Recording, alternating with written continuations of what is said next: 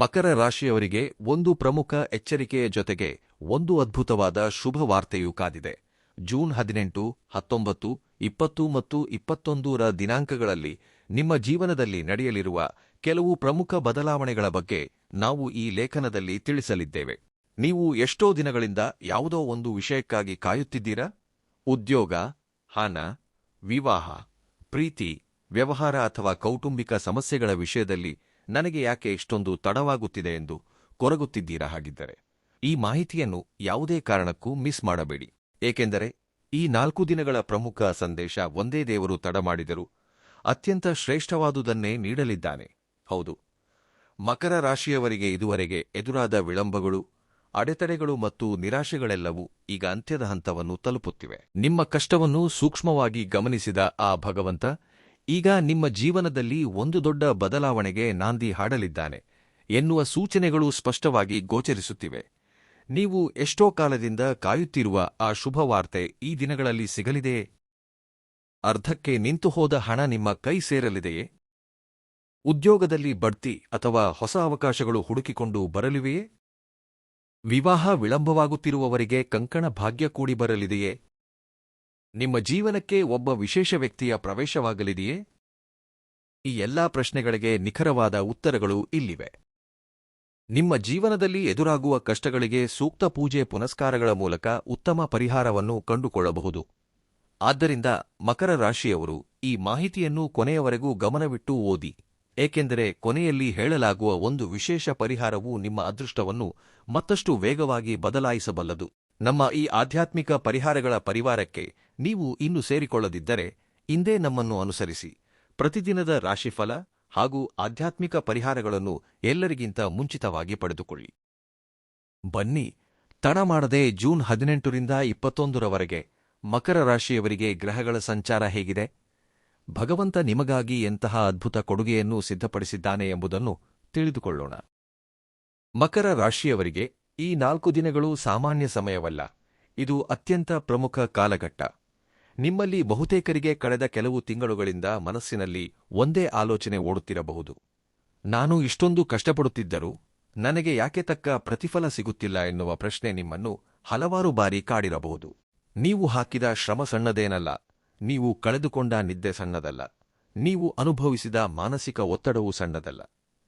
ಆದರೆ ಕೆಲವು ಸಂದರ್ಭಗಳಲ್ಲಿ ದೇವರು ನಾವು ಕೇಳಿದ್ದನ್ನು ತಕ್ಷಣವೇ ಕೊಡುವುದಿಲ್ಲ, ಏಕೆಂದರೆ ನಾವು ಕೇಳಿದ್ದಕ್ಕಿಂತಲೂ ಉತ್ತಮವಾದುದನ್ನು ಆತ ನಿಮಗಾಗಿ ಸಿದ್ಧಪಡಿಸುತ್ತಿರುತ್ತಾನೆ. ಜೂನ್ 18ರಿಂದ 21ರವರೆಗಿನ ಗ್ರಹಗಳ ಸ್ಥಿತಿಯನ್ನು ಗಮನಿಸಿದರೆ ನಿಮ್ಮ ಜೀವನದಲ್ಲಿ ಒಂದು ಪ್ರಮುಖ ಬದಲಾವಣೆಯ ಮುನ್ಸೂಚನೆ ಸಿಗುತ್ತಿದೆ. ವಿಶೇಷವಾಗಿ ಶನಿದೇವನ ಪ್ರಭಾವದಿಂದಾಗಿ ಇದುವರೆಗೆ ವಿಳಂಬವಾಗಿದ್ದ ಕಾರ್ಯಗಳು ಒಂದೊಂದಾಗಿ ವೇಗ ಪಡೆದುಕೊಳ್ಳಲಿವೆ. ಇತ್ತೀಚೆಗೆ ಮಕರ ರಾಶಿಯವರು ಒಂದು ವಿಚಿತ್ರ ಪರಿಸ್ಥಿತಿಯನ್ನು ಎದುರಿಸಿರಬಹುದು. ಯಶಸ್ಸು ನಿಮ್ಮ ತೀರಾ ಹತ್ತಿರ ಬಂದರೂ ಕೊನೆಯ ಕ್ಷಣದಲ್ಲಿ ಅವಕಾಶ ಕೈಜಾರಿ ಹೋಗಿರಬಹುದು. ಕೈಗೆ ಬರಬೇಕಾಗಿದ್ದ ಹಣ ನಿಂತು ಹೋಗಿರಬಹುದು. ನಿಮಗೆ ಸಿಗಬೇಕಾಗಿದ್ದ ಗೌರವ ಮತ್ತೊಬ್ಬರ ಪಾಲಾಗಿರಬಹುದು. ಅರ್ಹತೆ ಇದ್ದರೂ ಸೂಕ್ತ ಗುರುತಿಸುವಿಕೆ ಸಿಕ್ಕಿರಲಿಕ್ಕಿಲ್ಲ. ಆದರೆ ಈಗ ಪರಿಸ್ಥಿತಿಗಳು ಮೆಲ್ಲನೆ ಬದಲಾಗಲಿವೆ. ಈ 4 ದಿನಗಳಲ್ಲಿ ನಿಮಗೆ ಒಂದು ವಿಷಯ ಸ್ಪಷ್ಟವಾಗಿ ಅರ್ಥವಾಗುತ್ತದೆ: ಹಿಂದೆ ನಡೆದ ಕೆಲವು ವಿಳಂಬಗಳು ನಿಮಗೆ ನಷ್ಟ ಉಂಟುಮಾಡಲು ಅಲ್ಲ, ಬದಲಿಗೆ ನಿಮ್ಮನ್ನು ಮತ್ತಷ್ಟು ಉನ್ನತ ಮಟ್ಟಕ್ಕೆ ಕೊಂಡೊಯ್ಯಲು ನಡೆದವು ಎಂಬ ಸತ್ಯ ನಿಮಗೆ ಅರಿವಾಗುತ್ತದೆ. ಕೆಲವರು ಒಂದು ಪ್ರಮುಖ ಫೋನ್ ಕಾಲ್ಗಾಗಿ ಕಾಯುತ್ತಿರಬಹುದು. ಇನ್ನು ಕೆಲವರು ಉದ್ಯೋಗದ ಮಾಹಿತಿಗಾಗಿ, ಮಗದೊಬ್ಬರು ವಿವಾಹ, ಪ್ರೀತಿ ಅಥವಾ ಕೌಟುಂಬಿಕ ಸಮಸ್ಯೆಗಳ ಪರಿಹಾರಕ್ಕಾಗಿ ಕಾಯುತ್ತಿರಬಹುದು. ಈ ಕಾಯುವಿಕೆಯಲ್ಲಿ ಎಷ್ಟೋ ಜನರು ಭರವಸೆಯನ್ನೇ ಕಳೆದುಕೊಳ್ಳುವ ಸ್ಥಿತಿಗೆ ತಲುಪಿದ್ದಾರೆ. ಆದರೆ ಶನಿದೇವನು ಮಕರ ರಾಶಿಯವರಿಗೆ ಒಂದು ವಿಶೇಷವಾದ ಪಾಠವನ್ನು ಕಲಿಸುತ್ತಾನೆ. ತಾಳ್ಮೆ ಇದ್ದವರಿಗೆ ಮಾತ್ರ ಆತ ದೊಡ್ಡ ಮಟ್ಟದ ಫಲಿತಾಂಶಗಳನ್ನು ನೀಡುತ್ತಾನೆ. ತ್ವರಿತವಾಗಿ ಸಿಗುವ ಸಣ್ಣ ಯಶಸ್ಸಿಗಿಂತ ತಡವಾಗಿ ಸಿಗುವ ಮಹತ್ತರವಾದ ಯಶಸ್ಸು ದೀರ್ಘಕಾಲದವರೆಗೆ ಉಳಿಯುತ್ತದೆ. ಅದಕ್ಕಾಗಿಯೇ ನಿಮ್ಮ ಜೀವನದಲ್ಲಿ ಎಲ್ಲಿ ವಿಳಂಬವಾಗಿದೆಯೋ ಅದೇ ಜಾಗದಲ್ಲಿ ಈಗ ಆಶ್ಚರ್ಯಕರ ಬದಲಾವಣೆಗಳು ಆರಂಭವಾಗಲಿವೆ. ನೀವು ಗಮನಿಸಿ, ಕಳೆದ ಕೆಲವು ದಿನಗಳಿಂದ ನಿಮ್ಮ ಮನಸ್ಸಿನಲ್ಲಿ ಒಂದು ಹೊಸ ಧೈರ್ಯ ಮೂಡುತ್ತಿದೆ. ಹಿಂದೆ ಇದ್ದಷ್ಟು ನಿರಾಶೆ ಈಗ ಕಾಣಿಸುತ್ತಿಲ್ಲ. ಕಾರಣ ತಿಳಿಯದಿದ್ದರೂ ಏನೋ ಒಂದು ಒಳ್ಳೆಯದು ನಡೆಯಲಿದೆ ಎಂಬ ಭಾವನೆ ಒಳಗೊಳಗೆ ಮೂಡುತ್ತಿದೆ. ಇದು ಗ್ರಹಗಳ ಪ್ರಭಾವದಿಂದಾಗಿ ಸಿಗುತ್ತಿರುವ ಧನಾತ್ಮಕ ಸಂಕೇತವಾಗಿದೆ. ಬ್ರಹ್ಮಾಂಡವು ನಿಮಗೊಂದು ಹೊಸ ದಾರಿಯನ್ನು ತೋರಿಸಲು ಸಿದ್ಧವಾಗುತ್ತಿದೆ. ಈ ಸಮಯದಲ್ಲಿ ಮುಖ್ಯವಾಗಿ ಒಂದು ತಪ್ಪು ಮಾಡಬೇಡಿ. ಹಿಂದೆ ನಿಮ್ಮನ್ನು ಕಾಡಿದ ಕಹಿ ಘಟನೆಗಳನ್ನು ಪದೇ ಪದೇ ಮನೆಪಿಸಿಕೊಂಡು ಕೂರಬೇಡಿ. ಏಕೆಂದರೆ ಭೂತಕಾಲವನ್ನು ಗಟ್ಟಿಯಾಗಿ ಹಿಡಿದುಕೊಂಡರೆ ಭವಿಷ್ಯದ ಬಾಗಿಲುಗಳು ತೆರೆಯುವುದಿಲ್ಲ. ನಿಮಗೆ ಸಿಗಬೇಕಾದದ್ದು ಈಗಾಗಲೇ ನಿಮ್ಮತ್ತ ಪಯಣ ಬೆಳೆಸಿದೆ. ಈಗ ನೀವು ಮಾಡಬೇಕಿರುವುದು ಕೇವಲ ನಂಬಿಕೆಯಿಂದ ಮುನ್ನಡೆಯುವುದು ಮಾತ್ರ. ಮಕರ ರಾಶಿಯವರು ಈ 4 ದಿನಗಳಲ್ಲಿ ಒಂದು ಆಶ್ಚರ್ಯಕರ ಸುದ್ದಿಯನ್ನು ಕೇಳಲಿದ್ದಾರೆ. ಅದು ಉದ್ಯೋಗಕ್ಕೆ, ಕುಟುಂಬಕ್ಕೆ ಅಥವಾ ಆರ್ಥಿಕ ವಿಷಯಕ್ಕೆ ಸಂಬಂಧಿಸಿದ್ದಾಗಿರಬಹುದು. ಆ ಸುದ್ದಿ ನಿಮ್ಮ ಆಲೋಚನಾ ಶೈಲಿಯನ್ನೇ ಬದಲಾಯಿಸಿಬಿಡುತ್ತದೆ. ಎಷ್ಟೋ ಕಾಲದಿಂದ ಮುಚ್ಚಿಹೋಗಿದ್ದ ಬಾಗಿಲು ದಿಢೀರನೆ ತೆರೆದುಕೊಂಡಂತೆ ಭಾಸವಾಗುತ್ತದೆ. ನೀವು ನೆನಪಿನಲ್ಲಿಡಬೇಕಾದ ವಿಷಯವೇನೆಂದರೆ, ದೇವರು ಯಾವಾಗಲೂ ತಡವಾಗಿ ಕೆಲಸ ಮಾಡುತ್ತಿರುವಂತೆ ಕಂಡರೂ ಆತನ ಸಮಯ ಎಂದಿಗೂ ತಪ್ಪಾಗುವುದಿಲ್ಲ. ಅದಕ್ಕಾಗಿಯೇ ಈ ದಿನಗಳಲ್ಲಿ ನಿಮ್ಮ ಮನಸ್ಸಿನಲ್ಲಿ ಭಯಕ್ಕಿಂತ ಹೆಚ್ಚಾಗಿ ನಂಬಿಕೆ ಇರಲಿ, ಸಂಶಯಕ್ಕಿಂತ ಹೆಚ್ಚಾಗಿ ಆಶಾವಾದವಿರಲಿ. ಏಕೆಂದರೆ ನಿಮ್ಮ ಜೀವನದಲ್ಲಿ ಒಂದು ದೊಡ್ಡ ತಿರುವು ಎದುರಾಗುವ ಸಮಯ ಹತ್ತಿರವಾಗುತ್ತಿದೆ. ಮಕರ ರಾಶಿಯವರ ನಿಜವಾದ ಸಾಮರ್ಥ್ಯವು ಈಗ ಹೊರಬರಲಿದೆ. ನಿಮ್ಮದೊಂದು ವಿಶೇಷ ಗುಣವಿದೆ. ನೀವು ಹೊರಗಡೆಗೆ ಎಷ್ಟು ಕಠಿಣವಾಗಿ ಕಂಡರೂ ಒಳಗಡೆ ಎಷ್ಟೋ ನೋವುಗಳನ್ನು ಬಚ್ಚಿಟ್ಟುಕೊಂಡಿರುತ್ತೀರಿ. ಎಲ್ಲರ ಎದುರು ನಗುತ್ತಾ ಕಾಣುವ ವ್ಯಕ್ತಿಯು ಒಂಟಿಯಾದಾಗ ಎಷ್ಟೋ ಆಲೋಚನೆಗಳಿಂದ ಕೊರಗುತ್ತಿರಬಹುದು. ಇದೇ ಮಕರ ರಾಶಿಯವರ ಸ್ವಭಾವ. ತಮ್ಮ ಸಮಸ್ಯೆಗಳನ್ನು ಇತರರಿಗೆ ಹೇಳಿಕೊಳ್ಳದೆ ತಾವೇ ಭರಿಸಲು ಪ್ರಯತ್ನಿಸುತ್ತಾರೆ. ಕಳೆದ ಕೆಲವು ದಿನಗಳಿಂದ ನೀವು ಎದುರಿಸಿದ ಪರಿಸ್ಥಿತಿಗಳು ನಿಮ್ಮನ್ನು ದುರ್ಬಲಗೊಳಿಸಿದಂತೆ ಅನಿಸಿರಬಹುದು. ಆದರೆ ನಿಜ ಹೇಳಬೇಕೆಂದರೆ ಆ ಪರಿಸ್ಥಿತಿಗಳೇ ನಿಮ್ಮನ್ನು ಮತ್ತಷ್ಟು ಬಲಿಷ್ಠ ವ್ಯಕ್ತಿಯನ್ನಾಗಿ ರೂಪಿಸಿವೆ. ಒಂದು ಕಾಲದಲ್ಲಿ ಸಣ್ಣ ಸಮಸ್ಯೆಗೆ ಆತಂಕಪಡುತ್ತಿದ್ದ ನೀವು ಇಂದು ದೊಡ್ಡ ದೊಡ್ಡ ಸವಾಲುಗಳನ್ನು ಪ್ರಶಾಂತವಾಗಿ ಎದುರಿಸುವ ಮಟ್ಟಕ್ಕೆ ಬೆಳೆದಿದ್ದೀರಿ. ಇದೇ ಶನಿದೇವನು ನಿಮಗೆ ನೀಡುವ ಅದ್ಭುತ ವರ. ಈ 4 ದಿನಗಳಲ್ಲಿ ನಿಮ್ಮಲ್ಲಿ ಅಡಗಿರುವ ನಾಯಕತ್ವದ ಗುಣ ಹೊರಹೊಮ್ಮಲಿದೆ. ನಿಮ್ಮ ಕುಟುಂಬದಲ್ಲಿ ಒಂದು ಪ್ರಮುಖ ನಿರ್ಧಾರವನ್ನು ತೆಗೆದುಕೊಳ್ಳಬೇಕಾದ ಪರಿಸ್ಥಿತಿ ಬರಬಹುದು. ಆ ಸಮಯದಲ್ಲಿ ಎಲ್ಲರ ದೃಷ್ಟಿ ನಿಮ್ಮ ಮೇಲೆಯೇ ಇರುತ್ತದೆ. ನೀವು ಹೇಳುವ ಮಾತಿಗೆ ಗೌರವ ಮತ್ತು ಮೌಲ್ಯ ಹೆಚ್ಚಾಗಲಿದೆ. ಹಿಂದೆ ನಿಮ್ಮ ಸಲಹೆಯನ್ನು ನಿರ್ಲಕ್ಷಿಸಿದವರು ಈಗ ನಿಮ್ಮ ಅಭಿಪ್ರಾಯವನ್ನು ಕೇಳಿ ಪಡೆಯಲಿದ್ದಾರೆ. ಉದ್ಯೋಗದಲ್ಲೂ ಇದೇ ಪರಿಸ್ಥಿತಿ ಇರಲಿದೆ. ನೀವು ಮಾಡಿದ ಕೆಲಸವನ್ನು ಯಾರೋ ಒಬ್ಬರು ಸೂಕ್ಷ್ಮವಾಗಿ ಗಮನಿಸಲು ಪ್ರಾರಂಭಿಸುತ್ತಾರೆ. ಇಷ್ಟು ದಿನ ನಿಮ್ಮ ಕಷ್ಟವನ್ನು ಗುರುತಿಸದ ವ್ಯಕ್ತಿಗಳು ಈಗ ನಿಮ್ಮ ಪ್ರತಿಭೆಯನ್ನು ಒಪ್ಪಿಕೊಳ್ಳುವ ಅನಿವಾರ್ಯತೆ ಎದುರಾಗಲಿದೆ. ಕೆಲವರಿಗೆ ಹೊಸ ಜವಾಬ್ದಾರಿಗಳು ಸಿಗಬಹುದು. ಆರಂಭದಲ್ಲಿ ಅದು ಭಾರ ಎನಿಸಿದರೂ ಮುಂದೆ ಅದೇ ನಿಮ್ಮ ಬೆಳವಣಿಗೆಗೆ ಕಾರಣವಾಗುತ್ತದೆ. ಇಲ್ಲಿ ಮತ್ತೊಂದು ಆಸಕ್ತಿದಾಯಕ ವಿಷಯವಿದೆ. ಈ ದಿನಗಳಲ್ಲಿ ನಿಮ್ಮ ಜೀವನಕ್ಕೆ ಒಬ್ಬ ವಿಶೇಷ ವ್ಯಕ್ತಿಯ ಪ್ರವೇಶವಾಗಬಹುದು. ಆ ವ್ಯಕ್ತಿ ನಿಮಗೆ ಹೊಸ ಆಲೋಚನೆಯನ್ನು, ಹೊಸ ಅವಕಾಶವನ್ನು ಅಥವಾ ಹೊಸ ಭರವಸೆಯನ್ನು ನೀಡಬಹುದು. ಆರಂಭದಲ್ಲಿ ಅದು ಸಾಮಾನ್ಯ ಪರಿಚಯದಂತೆ ಕಂಡರೂ ತದನಂತರ ಅದು ನಿಮ್ಮ ಜೀವನದಲ್ಲಿ ಪ್ರಮುಖ ಪಾತ್ರ ವಹಿಸಲಿದೆ. ನಿಮ್ಮ ಆರ್ಥಿಕ ಪರಿಸ್ಥಿತಿಯಲ್ಲೂ ಮೆಲ್ಲನೆ ಬದಲಾವಣೆಗಳು ಆರಂಭವಾಗಲಿವೆ. ಒಂದೇ ಬಾರಿಗೆ ಲಕ್ಷಾಂತರ ರೂಪಾಯಿ ಕೈ ಸೇರದೇ ಇರಬಹುದು. ಆದರೆ ಹಣದ ಕುರಿತಾಗಿ ನಿಮಗಿದ್ದ ಆತಂಕ ದೂರವಾಗಲಿದೆ. ಆದಾಯ ಹೆಚ್ಚಾಗುವ ದಾರಿಗಳು ಕಾಣಿಸಲಿವೆ. ಮುಖ್ಯವಾಗಿ ಹಿಂದೆ ನೀವು ಮಾಡಿದ ಯಾವುದೋ ಒಂದು ಕೆಲಸಕ್ಕೆ ಈಗ ಉತ್ತಮ ಪ್ರತಿಫಲ ಸಿಗಲು ಪ್ರಾರಂಭವಾಗುತ್ತದೆ. ಮಕರ ರಾಶಿಯವರೇ, ಒಂದು ವಿಷಯ ನೆನಪಿರಲಿ: ನಿಮ್ಮ ಶಕ್ತಿ, ನಿಮ್ಮ ತಾಳ್ಮೆ, ನಿಮ್ಮ ಶಿಸ್ತು ಮತ್ತು ನಿಮ್ಮ ಕಠಿಣ ಶ್ರಮ ಇವೆಲ್ಲವೂ ಒಟ್ಟಾಗಿ ಕೆಲಸ ಮಾಡಿದಾಗ ನಿಮ್ಮನ್ನು ತಡೆಯಲು ಯಾರಿಂದಲೂ ಸಾಧ್ಯವಿಲ್ಲ. ಈಗ ಅಂತಹ ಸಮಯವೇ ಹತ್ತಿರವಾಗುತ್ತಿದೆ. ಈ 4 ದಿನಗಳಲ್ಲಿ ನೀವು ಕಾಣುವ ಪ್ರತಿಯೊಂದು ಸಣ್ಣ ಸಂಕೇತವನ್ನು ಸೂಕ್ಷ್ಮವಾಗಿ ಗಮನಿಸಿ.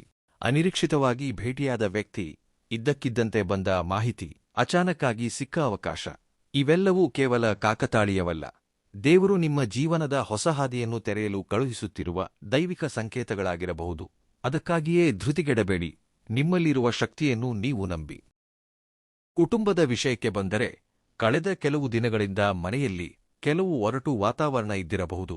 ಪರಸ್ಪರ ಮಾತುಕತೆಗಳು ಕಡಿಮೆಯಾಗಿರಬಹುದು ಅಥವಾ ಯಾವುದೋ ಒಂದು ಸಮಸ್ಯೆ ಎಲ್ಲರ ನೆಮ್ಮದಿಯನ್ನು ಕೆಡಿಸಿರಬಹುದು. ಹೊರಜಗತ್ತಿಗೆ ಎಲ್ಲವೂ ಚೆನ್ನಾಗಿದೆ ಎಂದು ಕೆಡಿಸಿರಬಹುದು. ಹೊರಜಗತ್ತಿಗೆ ಎಲ್ಲವೂ ಚೆನ್ನಾಗಿದೆ ಎಂದು ಕಂಡರೂ ಮನೆಯ 4 ಗೋಡೆಗಳ ಮಧ್ಯೆ ಎಷ್ಟೋ ಆತಂಕಗಳು ಅಡಗಿರಬಹುದು. ಆದರೆ ಈಗ ಆ ಪರಿಸ್ಥಿತಿಗಳಲ್ಲಿ ಕ್ರಮೇಣ ಸುಧಾರಣೆ ಕಂಡುಬರಲಿದೆ. ನಿಮ್ಮ ಕುಟುಂಬಕ್ಕೆ ಸಂಬಂಧಿಸಿದ ಒಂದು ಉತ್ತಮ ಸುದ್ದಿ ನಿಮ್ಮ ಕಿವಿಗೆ ಬೀಳಲಿದೆ.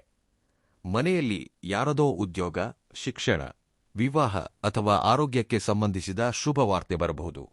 ಈ ಸುದ್ದಿ ಸಣ್ಣದಾಗಿ ಕಂಡರೂ ಇಡೀ ಕುಟುಂಬಕ್ಕೆ ದೊಡ್ಡ ನಿರಾಳತೆಯನ್ನು ತಂದುಕೊಡುತ್ತದೆ.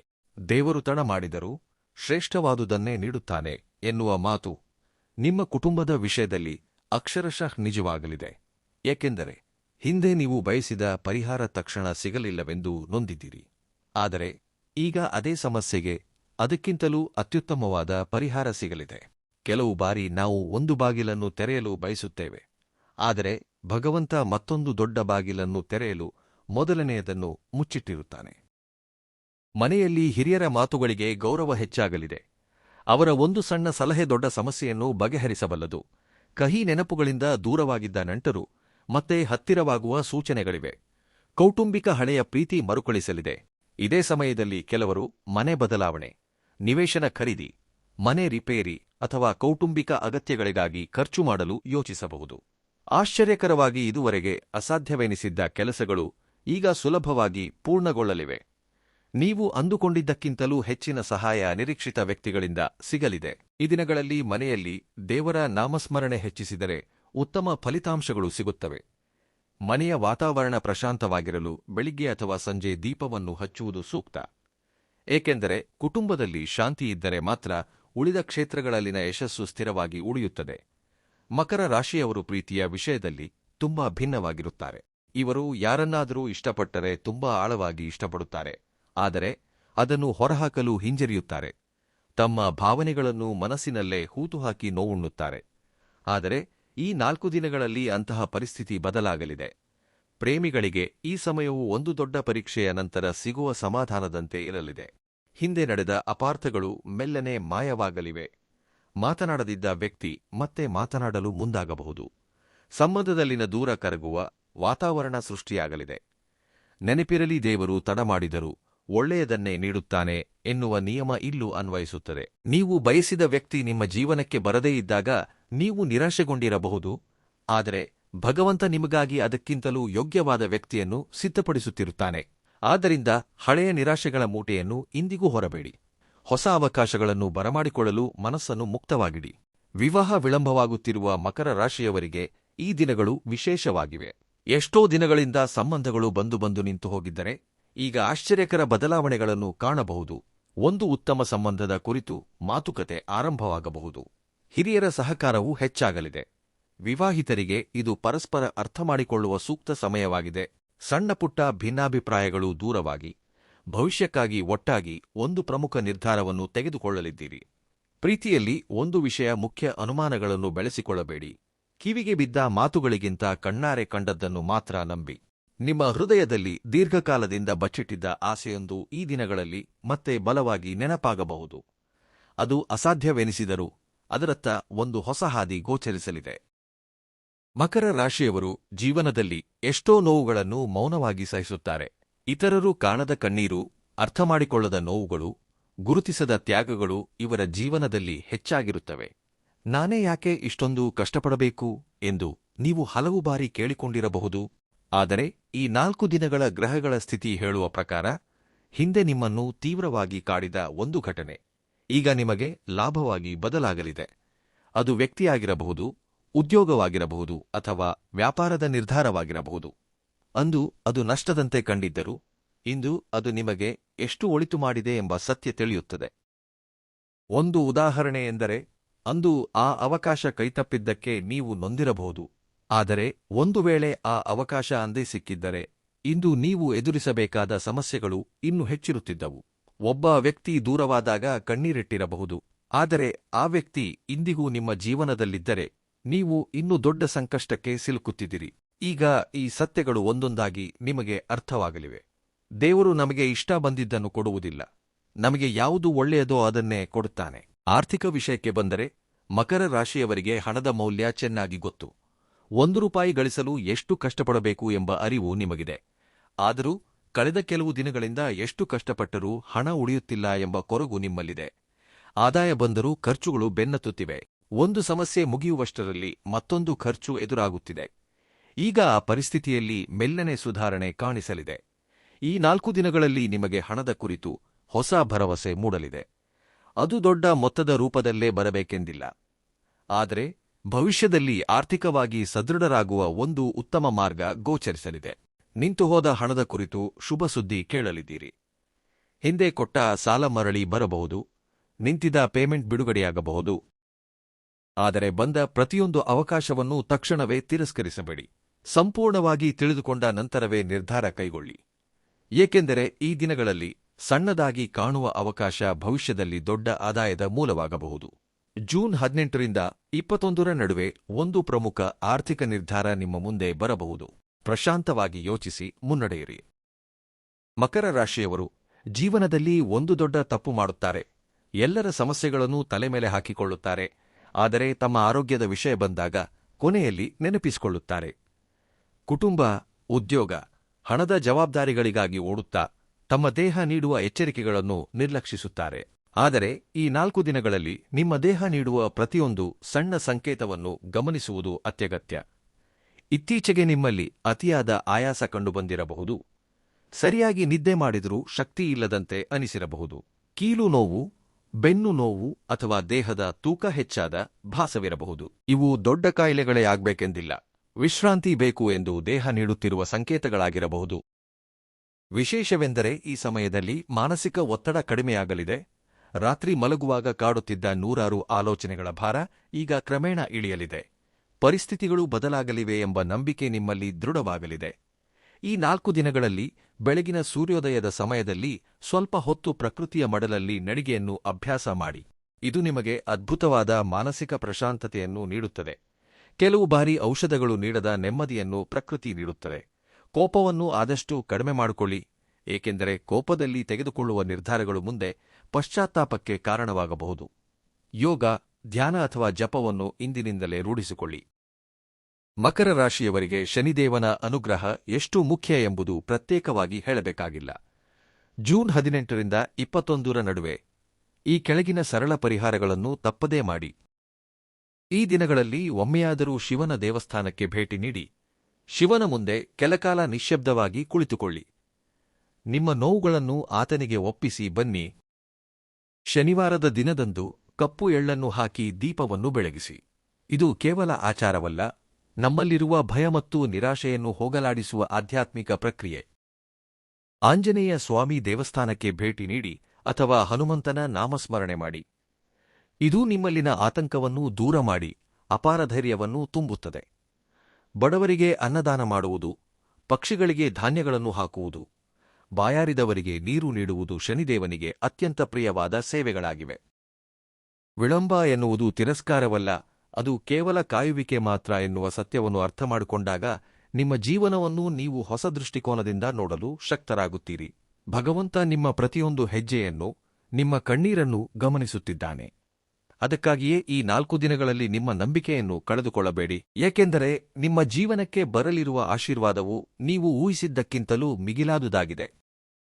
ಈ ಜೂನ್ 18, 19, 20, 21ರ ದಿನಾಂಕಗಳು ಕೇವಲ ಕ್ಯಾಲೆಂಡರ್ನ 4 ದಿನಗಳಲ್ಲ, ಬದಲಿಗೆ ನಿಮ್ಮ ಜೀವನದ ಹೊಸ ಬದಲಾವಣೆಯ ಆರಂಭಿಕ ಸಂಕೇತಗಳು. ಶನಿದೇವನ ಕೃಪೆ ನಿಮ್ಮ ಮೇಲಿರಲಿ ಎಂದು ಆಶಿಸುತ್ತಾ ಕಮೆಂಟ್ ಸೆಕ್ಷನ್ನಲ್ಲಿ ಓಂ ಶಂ ಶನೈಶ್ಚರಾಯ ನಮಃ ಎಂದು ತಪ್ಪದೇ ಬರೆಯಿರಿ. ನಮ್ಮ ಆಧ್ಯಾತ್ಮಿಕ ಪರಿವಾರದೊಂದಿಗೆ ಸದಾ ಜೋಡಿಸಲ್ಪಟ್ಟಿರಿ. ಧನ್ಯವಾದಗಳು.